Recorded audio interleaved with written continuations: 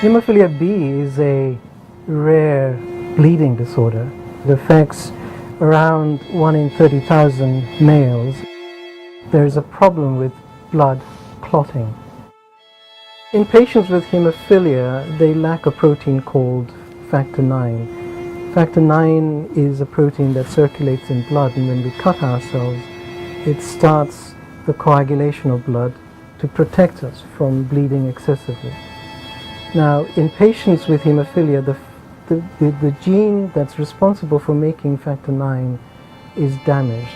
There is currently therapy. Patients can be given recombinant protein, but it has to be given very frequently. It's extremely expensive and therefore not readily available throughout the world, and it's a very invasive process. So it is a disease that's in need of better treatment.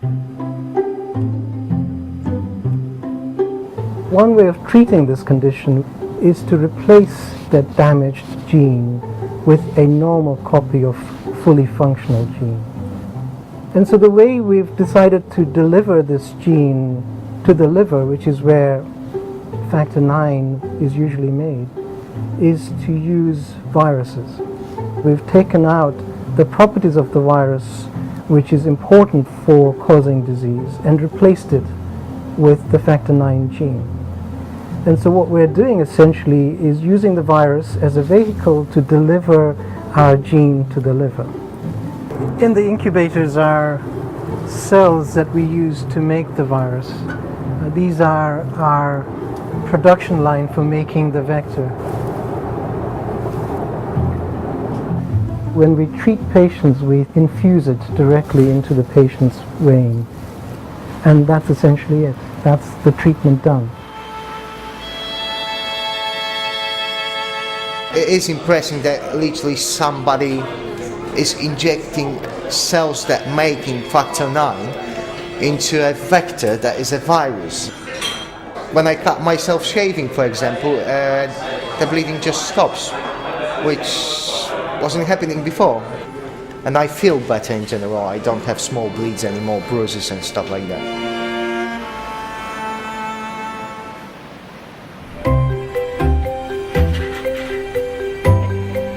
The collaboration between St. Jude and University College London has really been critical to the success of this project. We've been able to develop this project together and accelerate its passage to clinic.